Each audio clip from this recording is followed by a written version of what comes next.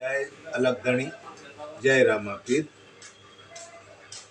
સારું કર્મ હું તમે બધા સારું કર્મ હસતા હસતા કરીએ અને હસતા હસતા ભોગવીશું કેટલો આનંદ. ખોટું કર્મ એટલે હસતા હસતા કરીશું ખરા, એનો રસ ચૂસીશું, સ્વાદ લાગશે, પણ રોતા રોતા ભોગવવું પડશે.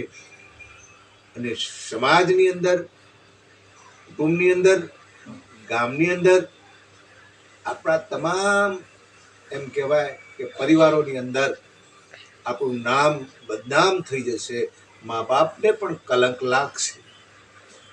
જેથી કરીને હંમેશા સારું કર્મ કરવું જોઈએ. ધન્યવાદ.